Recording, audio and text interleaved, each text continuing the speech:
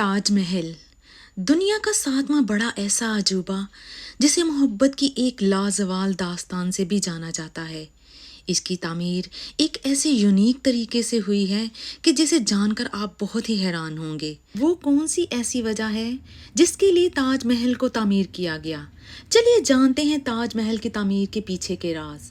अस्सलाम वालेकुम प्यारे दोस्तों, तो कैसे हैं आप? सबसे पहले टॉप ट्रेंड चैनल को सब्सक्राइब कर लें और साथ ही लगे बेल आइकन को भी प्रेस कर दें। इस दुनिया में एक से एक खूबसूरत इमारतें हैं, लेकिन ताज महल जैसी कोई भी नहीं, क्योंकि इसकी बुनियाद में एक बादशाह ने अपना दिल रखा है। ताज महल इंडिया के शहर आगरा में 42 एकड़्स में फैला हुआ है। दूर से चमकता हुआ एक ऐसा आलीशान महल जो अपने अंदर बहुत से खूबसूरती के बागीचे सजाए हैं। वहीं पर इसके ऊपर गम और उदासी के कई बादल अभी तक छाए हुए हैं। आज से तकरीबन 400 साल पहले बनाई जाने वाली ये खूबसूरत बिल्डिंग, जहां अपने दौर की बड़ी और शानदार बिल्डिंग हुआ करती थी, वहीं पर ये 7वें अजायबात में भी शामिल है। इस महल को बनाने में 20,000 मजदूरों ने दिन रात खून पसीना बहाकर तकरीबन इसे 22 सालों में मुकम्मल किया। अगर आज के इस दौर में इसकी कीमत का अंदाज़ा लगाएं तो संगे मरमर की ये अजीम इमारत हैरत अंगेज तौर पर $1 बिलियन यानी 7,500 करोड़ रुपयों से भी ज्यादा महंगी है, क्योंकि इस महल में मुगल आर्किटेक्ट ने ऐसी निशानियां छोड़ दी हैं जिसकी आज के इंजीनियर भी बेहद तारीफ करते हैं। इस बिल्डिंग को ऐसे तामीर किया गया है कि जब मेन गेट के पीछे से इसको देखा जाता है तो ये बहुत बड़ी लगती है, और जैसे ही मेन गेट के अंदर से जाया जाता है तो हैरत अंगेज तौर पर इसका साइज छोटा होता जाता है। दिमाग को चकरा देने वाली ऐसी ट्रिक इस्तेमाल किए हैं मुगल आर्किटेक्ट ने। इसके गिर्द 4 मीनार ऐसे तामीर नहीं हुए जैसे कि अंदर की तरफ नजर आए, बल्कि ये मीनार बाहर की तरफ झुके हुए हैं, क्योंकि ये अगर सीधे होते तो किसी भी हादसाती तौर पर वो अंदर की बजाय बाहर को गिरे, यानी कि महल को कोई भी नुकसान नहीं होगा। आखिर इसकी तामीर ऐसी क्यों की कि इसको कोई भी नुकसान ना हो? ताजमहल के ऐसे कौन से राज थे जिन्हें छुपाने की कोशिश की गई थी, वो भी 400 साल पहले, जबकि उस दौर में ना ही कंक्रीट थी और ना ही स्टील हुआ करता था। और इसके अलावा 40 मीटर ऊंचे टॉम को कैसे बनाया गया?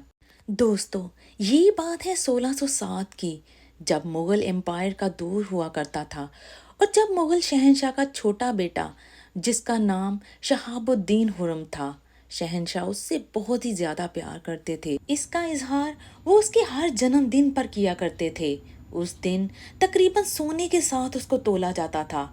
हर साल ऐसा ही वो करते थे, मगर इस साल एक स्पेशल बात होने जा रही थी।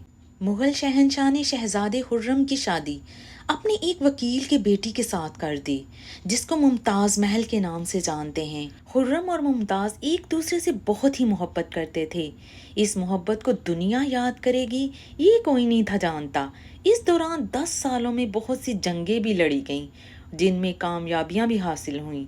इसी वजह से शहंशाह ने खुश होकर उनका नाम शाहजहां रख दिया, जिसका मतलब है दुनिया का बादशाह। शाहजहां की टोटल 6 बीवियां थीं, जो कि आगरा के हरम में ही रहा करती थीं।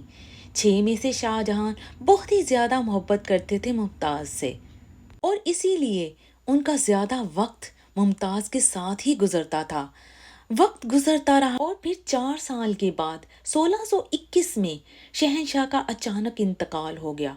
शहंशाह के जाने के 4 साल बाद शाहजहां ने शहंशाह की गद्दी संभाल ली, क्योंकि लोग पहले से ही शाहजहां को बहुत ही ज्यादा पसंद करते थे और उन्होंने थोड़े ही अरसे में वो कुछ कर दिखाया था जो कोई भी ना कर पाया। उस टाइम मुगल एम्पायर बड़े अरूज पर थे। ये तकरीबन इंडिया, पाकिस्तान के साथ और अफगानिस्तान पर भी राज किया करते थे।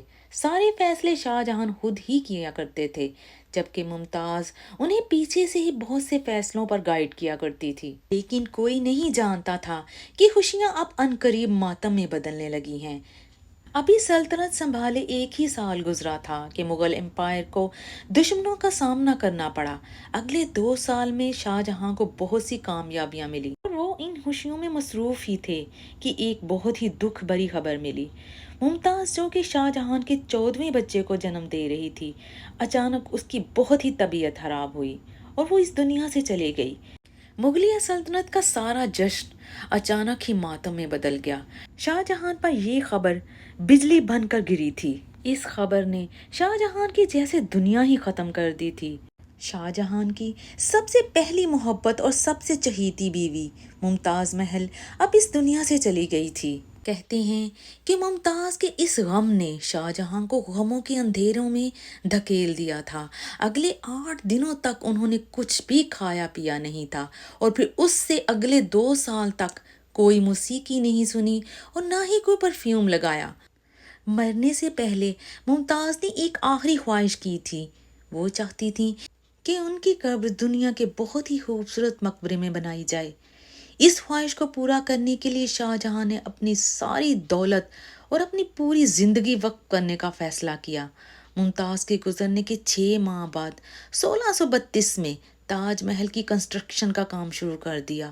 تقریباً 20,000 سے بھی زیادہ مزدور، پتھر تراش اور کاریگروں کو پوری سلطنت سے اکٹھا کیا گیا، اور پھر لشکروں کے لشکر شاہ جہاں کے حکم پر اکٹھے ہو گئے، کیونکہ ممتاز کی قبر جو کہ یمنا ریور کے برابر میں موجود تھی، اس وجہ سے دنیا کی خوبصورت بلڈنگ بنانا کافی مشکل تھا۔ ریور کے کنارے زمین کافی نرم ہوتی ہے، جس کی وجہ سے اس کی کھدائی کا کام شروع کیا گیا، کیونکہ پانی کا بہاؤ تاج محل کی فاؤنڈیشن کو نقصان پہنچا سکتا تھا۔ اس مسئلے کے حل کے لیے مغل انجینئرز نے زمین کے اندر کئی کنویں کھدوانا شروع کیے۔ مزدور تب تک کنویں کھودتے رہتے جب تک زمین نظر نہ آتی۔ ان کنووں کو پتھروں اور گھاروں سے بھرا گیا، اور اس کے بعد بڑے بڑے پتھروں کے کالم کھڑے کیے گئے۔ اس سارے کام کو انجام دینے کے لیے مزدوروں کے ساتھ ساتھ ہاتھیوں کی ایک بہت بڑی فوج کو بھی استعمال کیا گیا۔ یہ کام انتہائی کامیاب ثابت ہوا، اور پھر آخر ایک مکمل اور مضبوط فاؤنڈیشن تیار کر لی گئی تھی، جو کہ ایک نرم اور نہری زمین پر تھی۔ یہ ایک فولاد بن گئی تھی۔ فاؤنڈیشن کے بعد اب تھا ڈیزائن کا کام۔ ڈیزائن بھی وہ جو کہ اگلے پچھلے سارے ریکارڈ توڑ دے۔ تاج محل کے ڈیزائن کا آئیڈیا شاہ جہاں نے اپنے باپ دادا کی قبروں سے لیا تھا۔ باپ کے مقبرے سے میناروں کا آئیڈیا، اور دادا کے مقبرے سے بلڈنگ کے کور کا آئیڈیا لیا گیا، اور اپنے انکل کے مقبرے سے ٹوم کا آئیڈیا لیا، اور جب ان سب کو ملایا گیا تو ایک بہت ہی شاندار اور عالی شان ڈیزائن بن کر سامنے آیا۔ بلڈنگ کے اسٹرکچر کو بنانے کے لیے لاکھوں نہیں کروڑوں اینٹیں موقع پر ہی بنائی گئیں، اور یہ اتنا آسان نہیں تھا، کیونکہ اس میں پیسوں کا بہت ہی زیادہ اخراج تھا۔ شاہی خزانہ گزرتے ہر ٹائم کے ساتھ خالی ہوتا جا رہا تھا، لیکن شاہ جہاں کو کسی چیز کی بھی پرواہ نہیں تھی، بس انہیں یہ کام جلد از جلد ختم کرنا تھا۔ کہتے ہیں کہ تاج محل کی کنسٹرکشن میں اتنے لوگ لگائے گئے تھے کہ ان کے آس پاس کے علاقوں میں کھانا پینا ختم ہو گیا تھا۔ 20,000 مزدوروں اور کاریگروں کی ڈیمانڈ پوری کرنے کے لیے شاہ جہاں نے آس پاس کے تمام علاقوں سے فوڈ کو اکٹھا کر لیا تھا۔ کئی سالوں کی محنت کے بعد بلڈنگ کا اسٹرکچر کمپلیٹ ہو گیا تھا، اور اب باری تھی سنگ مرمر کو سجانے کی۔ یہ سنگ مرمر آگرہ سے 400 کلومیٹر دور راجستھان سے منگوایا جاتا تھا، کیونکہ مکرانہ ماربل دنیا کا سب سے اچھا ماربل مانا جاتا ہے۔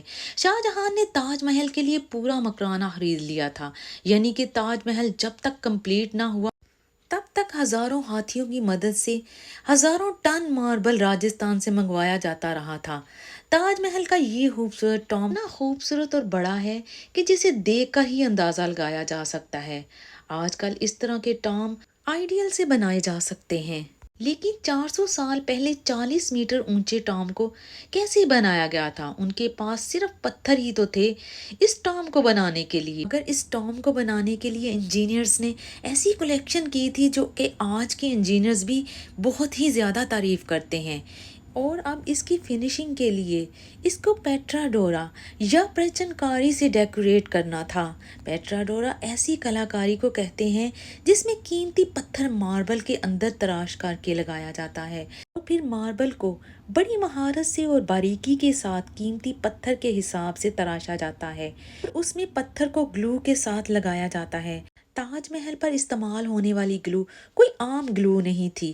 کافی ریسرچ کرنے کے بعد، لیبارٹری کے ٹیسٹ کرنے کے بعد یہ پتا چلا کہ یہ گلو شیرہ لیمن جوس اور سنگ مرمر کے پاؤڈر کو ملا کر بنائی جاتی ہے۔ وہی سیم گلو آج بھی تاج محل کی رینوویشن کے لیے استعمال کی جاتی ہے۔ تاج محل کی خاص باتوں میں ایک بات یہ بھی ہے کہ یہ دن میں 4 مرتبہ اپنے رنگ بدلتا ہے۔ سورج نکلنے سے پہلے یہ بالکل بلیک شیڈ میں ہوتا ہے۔ سورج نکلنے کے بعد یہ لائٹ یلو اور پنک شیڈ دیتا ہے، جبکہ دوپہر کے وقت تاج محل کی خوبصورتی کا ایک نیا رخ دیکھنے کو ملتا ہے۔ یہ ایسا لگتا ہے کہ جیسے نیلے آسمان پہ موتی چمک رہا ہو، اور پھر یہ سن سیٹ کے ٹائم پوری بلڈنگ گولڈن کلر کی دکھائی دیتی ہے۔ پورے 22 سال کے بعد سن 1654 میں تاج محل کی کنسٹرکشن کا کام کمپلیٹ ہو گیا۔ شاہ جہاں اپنی بیگم کی یاد میں دنیا کا سب سے خوبصورت مقبرہ بنانے میں کامیاب ہو گئے تھے۔ شاہ جہاں نے اس عالی شان عمارت کا نام تاج محل رکھا، اپنی پسندیدہ بیوی کے نام پر۔ ہر سال شاہ جہاں ممتاز کی برسی پر یمنا ریور کے ذریعے تاج محل پر جاتے۔ یہ تاج محل کی ایک ایسی انٹرنس تھی جس کو صرف شاہی خاندان کے لیے ہی بنایا گیا تھا۔ اس کی کنسٹرکشن کی دیواروں پر دلکش نقاشی کا کام کیا گیا تھا، جو صرف شاہی آنکھوں کے دیکھنے کے لیے ہی کیا گیا تھا۔ شاہ جہاں کا یہ مہنگا ترین پروجیکٹ اب کمپلیٹ ہو چکا تھا، مگر اس پروجیکٹ نے مغلیہ سلطنت کو تباہی کے دوراہے پر لا کر کھڑا کر دیا تھا۔ 4 سالوں کے بعد یعنی کہ 1658 میں شاہ جہاں اور ممتاز کے اپنے ہی بیٹے نے شاہی تخت کو الٹ دیا اور خود ہی مغل شہنشاہ بن گیا۔ شاہ جہاں جو پچھلے 30 سالوں سے اس تخت پر راج کر رہے تھے، اس کو قیدی بنا کر آگرہ فورٹ میں بند کروا دیا۔ صرف ایک فیسلٹی ایسی تھی جو کہ شاہ جہاں کو دی گئی تھی، وہ یہ تھی کہ جس کمرے میں ان کو بند کیا گیا تھا، اس کی کھڑکی سے وہ تاج محل کو دیکھ سکتے تھے۔ 8 سال قید میں رہنے کے بعد 74 سال کی ایج میں شاہ جہاں بھی اس دنیا کو الوداع کہہ گئے۔ شاہ جہاں کی یہ وہ محبت تھی جس کو دنیا یاد کر رہی ہے اور یاد کرتی رہے گی۔ شاہ جہاں کو ممتاز کے ساتھ تاج محل کے اندر ہی دفن کر دیا گیا۔ تو یہ تھی محبت کی لازوال داستان۔ مجھے امید ہے کہ آپ کو میری یہ کوشش ضرور پسند آئی ہوگی، تو کامنٹ سیکشن میں لائک کا اظہار ضرور کیجیے۔ تو ملتے ہیں ایک اور نئی معلوماتی ویڈیو کے ساتھ، تب تک کے لیے اللہ حافظ۔